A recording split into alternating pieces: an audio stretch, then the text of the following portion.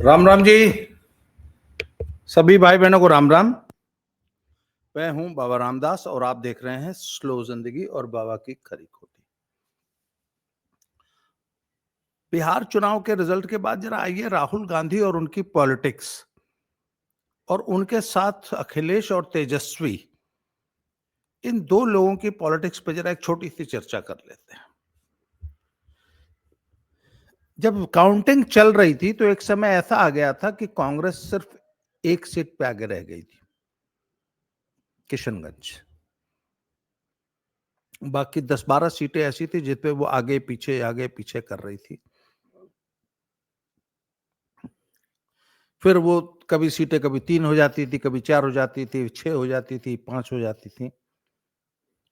अंत में जब फाइनल रिजल्ट आया तो 3 सीटें ऐसी थी जिन पे वो बहुत छोटे मार्जिन से, एक वो वाल्मीकि नगर है और 1-2 और सीटें ऐसी हैं यहाँ पे वो कुछ 100, 200, 300, 500, 800 ऐसे वोटों से 3 सीट जीती और बाकी 3 सीटें ठीक ठाक मार्जिन से जीती। एक किशनगंज जो कि मुस्लिम बहुल सीट है वो ठीक जीती।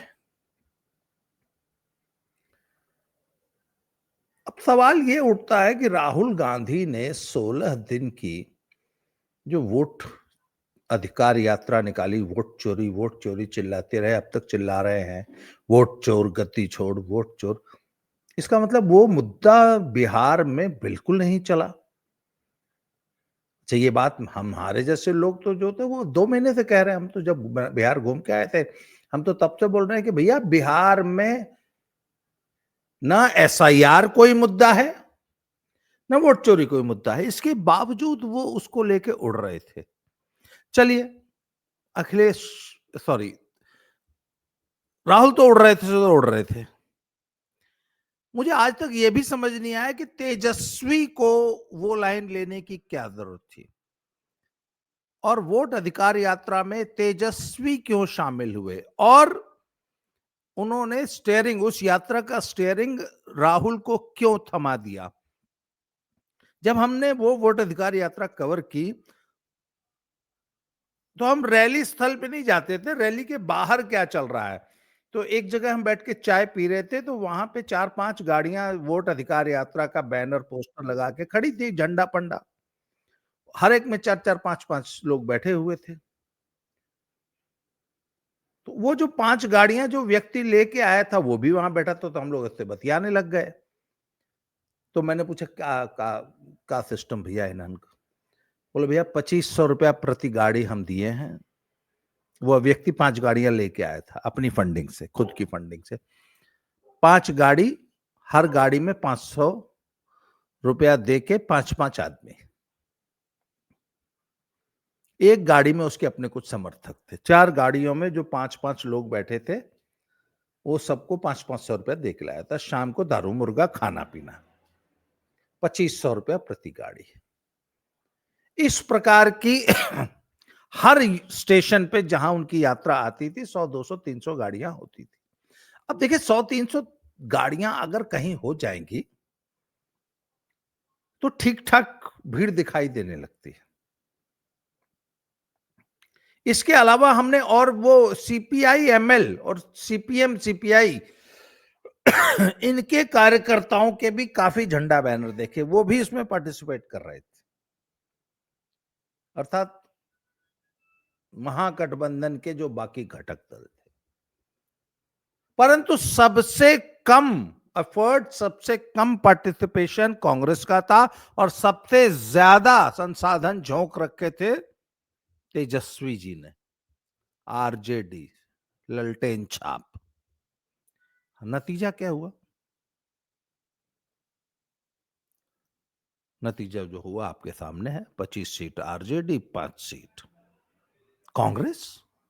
तो भैया तेजस्वी जी, आपने राहुल जैसे लूजर का नेतृत्व क्यों स्वीकार कर लिया बिहार में? आप पार्टनर थे, कोलिशन के पार्टनर थे, ठीक है, सीट वितरण करते, वो अपनी सीटों पर चुनाव लड़ते, आप जाते उनका प्रचार करते, प्रचार के दौरान। परंतु ये 16 दिन जो आप वोट चोर गद्दी छोड़ वाला नारा लगाते हुए घूमते रहे, इससे हासिल क्या हुआ आपको? कितने वोट मिले? और राहुल गांधी को ये सलाह किसने दी होगी? हालांकि एक जगह कान में कहते हुए तेजस्वी दिखाई दिए राहुल गांधी को, जब वो बार बार वोट चोर कर रहे थे, तो इन्होंने कान में कहा कि अरे जॉब्स की बात कीजिए, रोजगार की बात कीजिए, पलायन की बात कीजिए। तब राहुल ने 3-4 लाइन रोजगार और पलायन और जॉब पे भी बोली थी। तेजस्वी को शुरू से ये अकल थी कि वोट चोरी का मुद्दा नहीं चलेगा, जॉब्स और पलायन का फिर भी चलेगा, उसको लोग सुनेंगे, वो एक जायज मुद्दा है। अब आ जाते हैं राहुल गांधी के सलाहकार कौन लोग हैं जो उनको इस प्रकार की सलाहें देते हैं। उनका जो एक इकोसिस्टम है, उनके जो दरबारी पत्रकार हैं, उन्होंने एक नया राग अलापना शुरू किया है कि राहुल गांधी को लोग गलत सलाह दे देते हैं। राहुल गांधी का क्या वो सैम पित्रोदा ने बीच चुनाव में 20-25 दिन का उनका वो लैटिन अमेरिकन कंट्रीज का दौरा क्यों रख दिया? अरे भैया, सैम पित्रोदा ने रख दिया तो राहुल गांधी को इतनी अकल नहीं है क्या कि मैं बीच चुनाव का ये दौरा छोड़ के क्यों जा रहा हूं? वहां ऐसा मैं क्या करूंगा? लैटिन अमेरिका में 25 दिन का दौरा, 20 दिन का, उससे मुझे कितने वोट मिलने जा रहे हैं? कहां की राजनीति में वो मेक्सिको में और वो क्या नाम कोलंबिया में करूंगा? तो अगर सैम पित्रोदा ने वो दौरा रख दिया तो आप मना कर देते, है फालतू काम है भाई। दिल्ली में बम विस्फोट हुआ, आतंकी हमला हुआ, मोदी जी एक एक पल पल की पूरी घटनाक्रम को मॉनिटर कर रहे थे अपने लोगों के साथ, अपनी एजेंसी के साथ। इस बीच एक पहले से निर्धारित कार्यक्रम में उनको भूटान जाना था। जाते वक्त भी पूरा संपर्क में थे, परिस्थिति में नजर रखे थे, वहां 2-4 घंटा रहे, 4 घंटा बाद फिर वापस। और आते ही सबसे पहले अस्पताल गए घायलों को देखने। हो अभी ये भी नहीं पता कि भूटान दौरा कितने दिन का था। हो सकता है भूटान दौरा सिर्फ 4 घंटे में निपटा के कट शॉट करके आए, हो सकता है 2 दिन का रहा होगा। कहने का ये मतलब है उनको अपनी प्रायोरिटीज पता है, उनको पता है वोट कहां से आने हैं, राष्ट्र के लिए क्या जरूरी है, पार्टी के लिए क्या जरूरी है, संगठन के लिए क्या जरूरी है, चुनाव जीतने के लिए क्या करना है। राहुल जी, आपकी खुद की अकल भैंस चरने गई है क्या? और सैम पित्रोदा जैसा नॉन पॉलिटिकल आदमी आपकी स्ट्रेटेजी बना रहा है, वो आपकी पार्टी चला रहा है। दुनिया भर के आर्टिकल्स आजकल लिखे जा रहे हैं कि भाजपा ने कितना शानदार चुनाव लड़ा। एक खबर ये चल रही है कि 15 दिन तक जो है अमित शाह जी वहां पता नहीं कौन से होटल में बैठे रहे और होटल के सारे सीसीटीवी कैमरास के ऊपर जो है टेप चिपका दी गई थी और एक एक व्यक्ति को मॉनिटर कर रहे थे। कौन नाराज है, कौन खुश है, कहाँ क्या हो रहा है, क्या नहीं हो रहा है, किसको फोन करना है, किसको मनाना है, कौन बागी होकर पर्चा दाखिल कर दिया है, उसको बैठाना है, उसको क्या आश्वासन देना है, उसको कैसे पुचकारना है। अगर अगर अगर अमित शाह जी के कहने से नहीं मान रहा है तो योगी जी का फोन करा देना है, योगी जी से नहीं मान रहा है तो मोदी जी का फोन करा देना है। इसे कहते हैं माइक्रो मैनेजमेंट। उसके बाद एक एक सीट, प्रत्येक सीट का मैनेजमेंट चल रहा था कि कौन कैंडिडेट कहां से कमजोर पड़ रहा है। अच्छा, और तो और मजेदार से बात सुनिए, सिर्फ बीजेपी नहीं, जेडीयू, चिराग पासवान, कौन सी बिरादरी है जो किससे नाराज चल रही है, किसका वोट मिल रहा है, किसका नहीं वोट मिल रहा है, और अगर नहीं मिल रहा है तो चुनाव से चाहे 2 दिन पहले उस पार्टी विशेष के एक बड़े नेता का दौरा करा दीजिए। मोहन यादव 20 सभा किए, योगी जी 32 सभा किए, रेखा गुप्ता,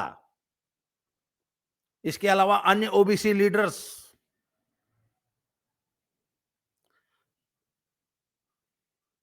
वो उसने लिखा है, अजीत अंजुम ने लिखा है कि मुझे लगा कि यार इस व्यक्ति को मैं पहचान रहा हूं, किसी एक क्षेत्र में थे वो। इसको लगा तो मैं पहचाना, फिर बाद में ध्यान आया, या तो अलीगढ़ वाले सांसद जी।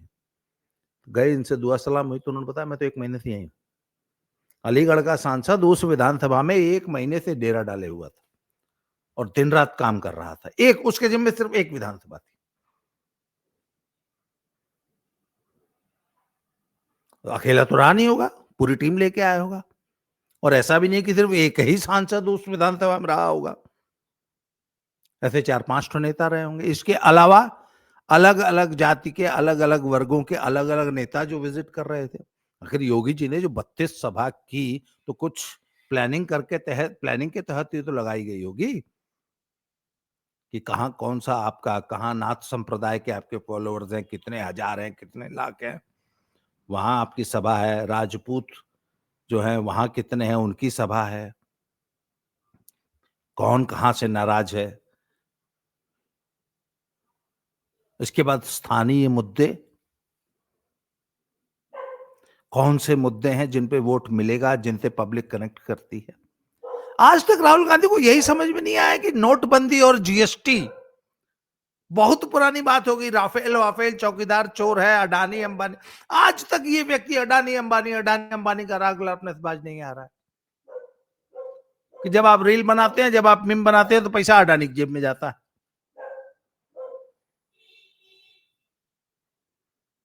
आज तक इसको यही नहीं समझ में आया कि भैया इन मुद्दों से वोट नहीं मिल रहे हैं। वोट किससे मिल रहे हैं? जीविका दीदी लोग अभियान चला के प्रचार कर रही हैं। नेताओं का प्रचार छोड़ दीजिए, पॉलिटिकल पार्टी का प्रचार छोड़ दीजिए। जीविका दीदी तो किसी पॉलिटिकल पार्टी की सदस्य नहीं ना है। वो सब जी जान से अपने लेवल पे, अपने, अच्छा, एक जीविका जो ग्रुप है उसमें 300-400 महिलाएं होती हैं। उनके जिम्मे सिर्फ एक गांव होता है। हर गांव में जीविका वाला हो, सेल्फ हेल्प ग्रुप है ना। एक एक ग्रुप में 400-400 महिलाएं हैं। हर 10 महिलाओं पे उनकी एक रिंग लीडर होती है। रिंग लीडर नहीं, उसको जो है उनकी एक वो होती है उनकी हायरार्की में। वो सब औरतें एक दूसरे के घरों में जाके एक दूसरे को मोटिवेट कर रही थी। और एक एक मुझे मेरे एक मित्र हैं, उन्होंने बताया कि एक एक वोट औरतें गिन रही थी। औरतों ने मुझे यहां तक बताया कि औरतों ने एक स्ट्रेटेजी बनाई कि अगर घर के मर्द कुछ कहें तो उनको ऐसे बोल देना कि ठीक है, तो वही की दिया जाओ कि तू का बा। मर्दों को झूठ बोल देना कि हाँ हाँ उसी को देंगे जिसको आप बोल रहे हैं, पति परमेश्वर। परंतु वोट चुपके से नीतीश बाबू और मोदी, इन्हीं को देना है। तो नीतीश को और मोदी को पता था ना कि कौन सा मुद्दा काम करेगा।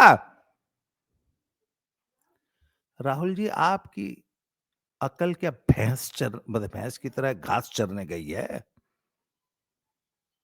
और फिर दोष आप दे रहे हैं। अच्छा, आपने संगठन बनाया, कृष्णा अल्लावरू को इंचार्ज बना के भेजा। कितने बड़े कूटनीतिज्ञ और कितने बड़े जो है वो स्ट्रेटेजिस्ट हैं, कितने आज तक चुनाव खुद लड़े हैं। कृष्णा अल्लावरू, जिनको आपने बिहार का प्रभारी बना के भेजा था, क्या मैनेजमेंट वो कर रहे थे।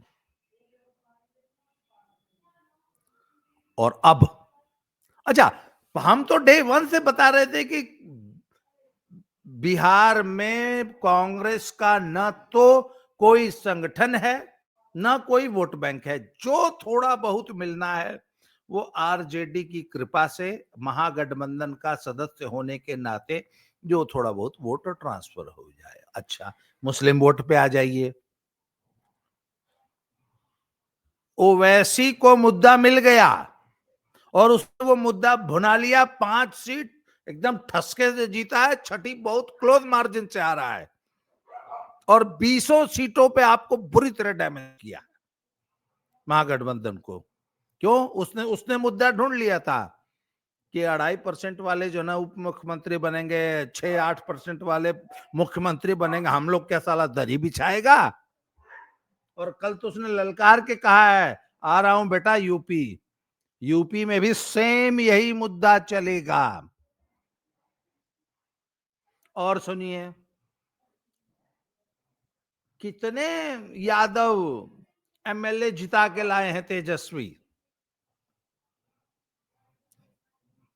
और कितने जिता के लाए हैं मोदी और अमित शाह और नीतीश बाबू। 3 गुने का अंतर है। इसका मतलब यादवों के वोट भी तोड़ लिए।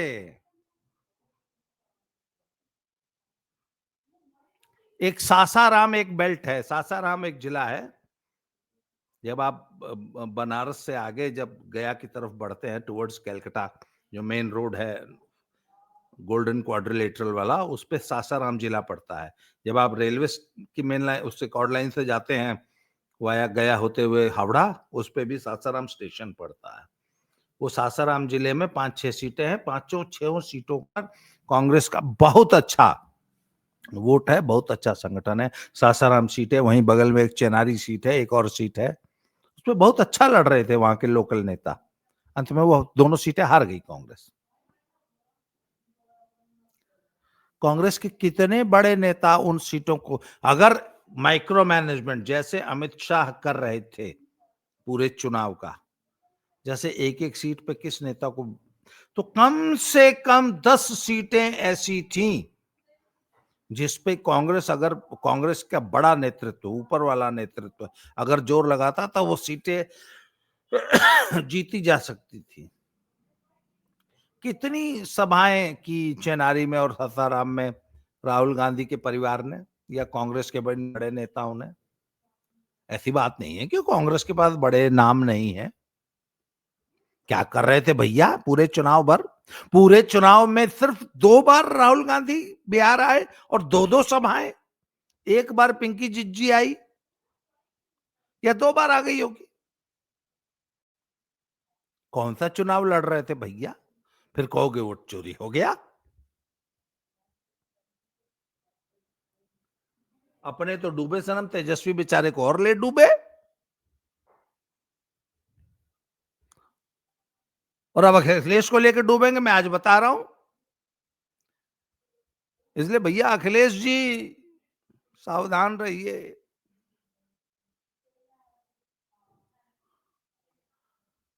एक बार बचपन में हम लोग चले गए एक नहर में, छोटा ही था मैं, तो बस पता नहीं किस उमंग में आके हम नहर में नहा रहे थे, जो थे उसमें थोड़ा सा आगे चले गए, डूबने लग गए। चिल्लाए तो एक सीनियर लड़का था, वो एक्सपीरियंस था, वो चंबल नदी के किनारे, जैसे गंगा किनारे वाले तैरने में बहुत एक्सपर्ट होते हैं, नदियों के किनारे जो बच्चे रहते हैं वो बहुत एक्सपर्ट होते हैं तैरने में। वो कूद के आया। अब आते ही मैंने, मेरा मतलब था कि मैं उसको, उसका गला पकड़ के एकदम लिपट जाऊं। उसको बहुत अनुभव था, जिंदगी भर उसने चंबल नदी में तैराकी ही की थी, जैसे लौंडे करते हैं। तो वो मेरे पास आया ही नहीं, उसको पता था ये मेरे से चिपट जाएगा। तो उसने मुझे धक्का देना शुरू किया, ऐसे मेरे से दूर रहता था और ऐसे मुझे पुश करता था किनारे की तरफ। सिर्फ 2 या 3 बार पुश किया, मैं किनारे पे आ गया। फिर उसने बताया कि डूबते हुए आदमी के नजदीक बिल्कुल नहीं जाना चाहिए। खुद तो डूब रहा होता है, एकदम गले में पकड़ के लिपट जाता है और तुमको भी डुबा देता है, और तुमको ऐसा चिपटता है कि तुमको हाथ पैर नहीं मारने देता डूबता हुआ आदमी। इसलिए डूबते हुए आदमी के नजदीक नहीं जाना चाहिए। उसको दूर से पुश करिए, उसको डूबने मत दीजिए। अगर हल्का सा भी डूब रहा है तो उसको ऐसे थोड़ा सा उठा दीजिए, डूबेगा नहीं। अखिलेश जी, राहुल जी डूब चुके हैं, डूब रहे हैं, उनके नजदीक मत जाइए। उनकी राजनीति डूब चुकी है। तेजस्वी ने गलती की कि डूबते हुए राहुल को अपने पास बुला लिया, उनसे जाके सट गए, वो चिपट गया, डुबो दिए, दोनों जने डूब गए। अब वही राहुल गांधी आपके पास आएंगे और राहुल, अखिलेश जी ने गलती शुरू कर दी है, एसआईआर नहीं होने दूंगा, पीपीटीवी बना दूंगा, पीडीए निगरानी करेगा हमारा आदमी, वोट चोरी नहीं होने दूंगा। अरे भैया, एसआईआर तुम्हारे बड़े बुजुर्ग जो नहीं रहे वो भी नहीं रोक सकते। न वोट चोरी कोई मुद्दा है, वोट चोरी से चुनाव नहीं जीते जाते हैं। चुनाव मुद्दों पे जीते जाते हैं, चुनाव संगठन पे जीते जाते हैं। इसलिए राहुल गांधी के चक्कर में मत पड़ो, वह डूबता हुआ जहाज है, उस पे मत चढ़ो, तुमको लेके डूबेगा।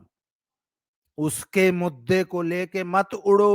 वोट चोरी उसका मुद्दा है, एसआईआर उसका मुद्दा है जो कि फेल हो चुका है, उसको लेके मत उड़ो।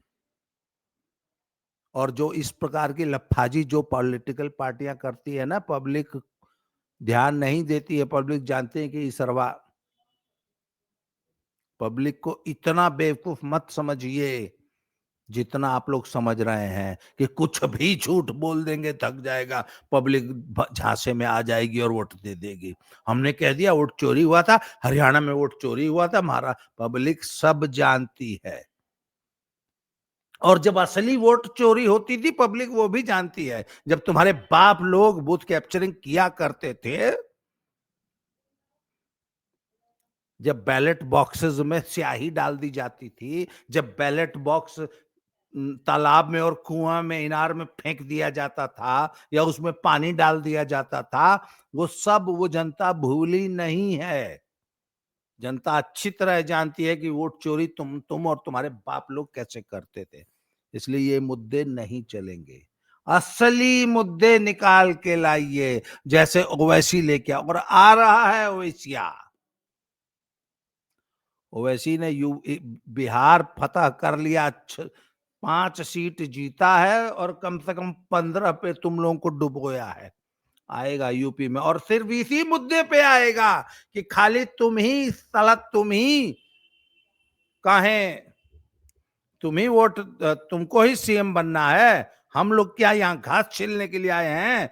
19%, 18% वोट लेके मुसलमान क्या दरी बिछाएगा? नहीं बिछाएगा। और ये मुद्दा यूपी में चलेगा और वो मुस्लिम बहुल सीटों पे अपने कैंडिडेट खड़ा करेगा, सावधान रहिए। इस वीडियो में आज इतना ही, अगले वीडियो में फिर से मिलते हैं। Thank you very much. जय श्री राम, हर हर महादेव।